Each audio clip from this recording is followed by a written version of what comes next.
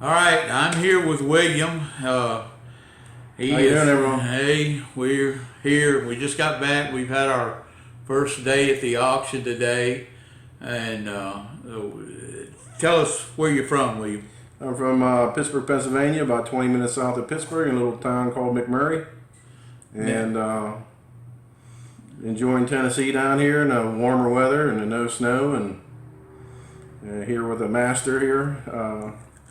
The master guy at the auction, he really opened my eyes. He showed me all some tricks and the way he does things. And we really crushed it today. Got a dynamite Volvo, proud any soccer mom would want to buy and put her kids in and run around town and even go on a trip. Yeah, it does have high miles on it, 200,000, but the car drives great, runs great, no codes, just pass emissions, new tires. The car is straight, like I said, no smoke. And it's just a beautiful car. It's gonna bring what it should bring, and maybe more. Well, let's talk about your first day. So, your first time walking into Mannheim, was it more than you expected, less than you expected, what you expected? It was hectic once the bidding started and the cars came through the lane.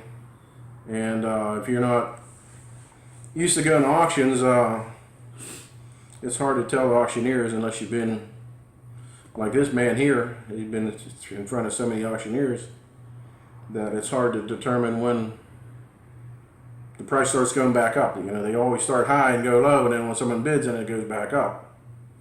And it's just with experience, but and it's hard when you're there first to just raise your hand because you think you're getting in over your head, and you got to know when to quit. You got to know how much you're going to pay for the car, and you got to know when to walk away. That's the way Randy talks. That's the biggest problem. People get in line or get in a bid match with someone that they don't even know, and all of a sudden you bid $400 more than you wanted, and then another 200, and all of a sudden they say sold, and then you what the hell did I just do? Yeah. So it's trial and error. It's exciting, and it's a whole new world. Yeah. You people out there. It's we talk about a lot about the buying situation when you go into an auction and bidding, and over through all of these retail and stuff. And Bill had the same comment today, just about on every car, that most new people do is they begin to ask, well, what are you thinking on this car? And they say, well, what do you think it's worth? I know exactly what every car on the auction block is worth to me.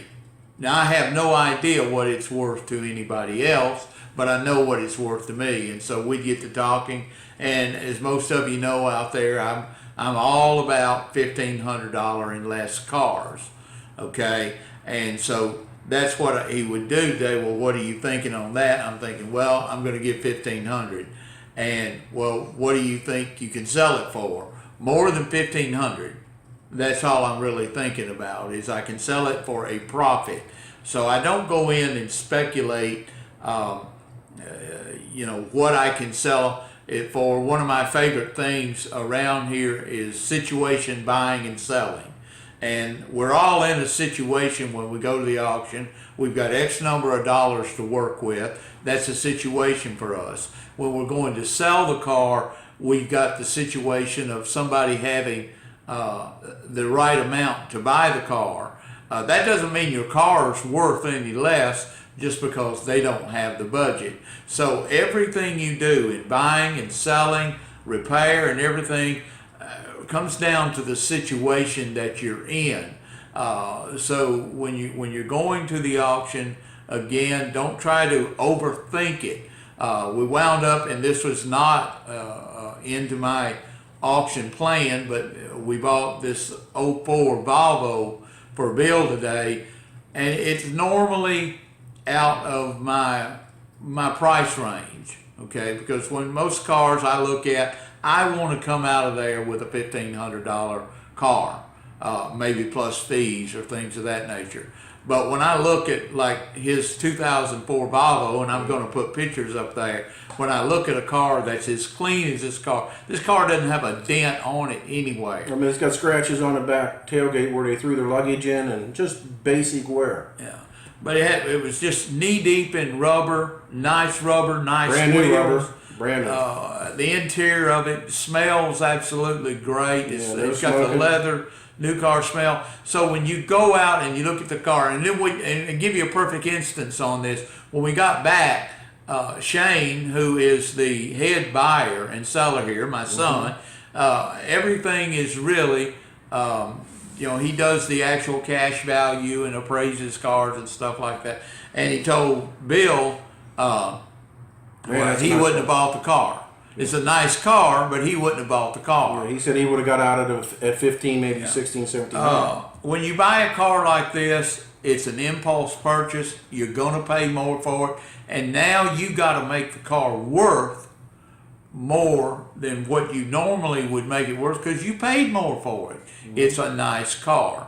So there is no set rule of thumb when you go to an auction what you should or should not pay for a car. You're going to have to judge it upon yourself and your history of doing your work. There is no such thing as a nice car that's too expensive. The expensive cars comes when they need a lot of work, when they've had a lot of work and they have a lot of body work and they don't have any records. I mean, he's got the records on this vehicle that show the owner was doing the oil change. Yeah, the oil changes in the manual. They show you not all the way up to the end, but it shows that every 4,000 miles or whatever they had their oil changed. Okay. And other stuff like that. And another thing I want to say is, we didn't just walk into this morning and in 15 minutes we had a car. We looked at maybe 75 cars come through the lane, and they were going higher. And Randy was saying, I give, 3 months ago, I give $1,500 for a car like that. Drove it 6 months and sold it and made a profit on it. Now they wanted $4,800 for the same car. So they were going high this morning, but we kept our patience and kept looking at them as they were coming through. Now our list, I want to tell you people, the list I had, we didn't buy anything off that list. Everything on that list sold high.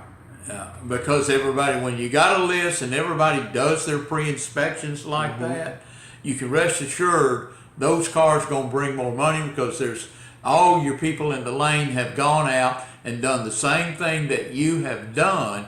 They did their pre-inspections and they're ready to buy the car just like you're ready because it's past your pre-inspection. And so Bill learned one of the secret techniques today, and that is going out and doing what I call a 30-second inspection. And that's outside the lane, walk down, if you've got to walk outside before the car comes to the 20 in line or 5th in line. Yeah. You walk out, you talk to the driver, you look up under the hood, you walk around, do it. You smell the exhaust, feel the exhaust, lift the hood. It really boils down to look under for any leaks. Being at the right place at the right time. That's auction buying, number one. And the most important thing that he learned today is you've got to be there to buy the car.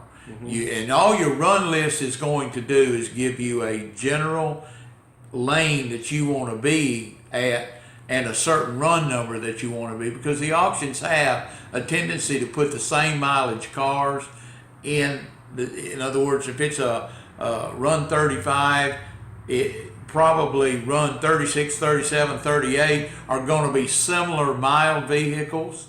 And so you're in that lane anyway bidding on it. But I think that he picked up a few good pointers today, and I try to put those out on video. But the best way is, when you go to an auction, is to go to with someone that is experienced, that just is very comfortable and doesn't really try to pack you in with a lot of information. The best thing to do is just shadow them.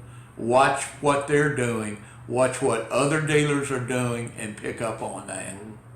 How's that? Yeah, and I want to tell some people that there were S10s or Blazers going through the line with a little bit less miles on them, like 160, and they were going 18. I got this one for 21. Now who's going to buy the Volvo versus the Blazer? So there we are. That's it for us today. We're about a 10-minute. That shuts us off. If you got any questions, be sure to leave them in the comments section. Read all the information in the description on this video, how to contact us, and how to get access to dealer-only auto auction.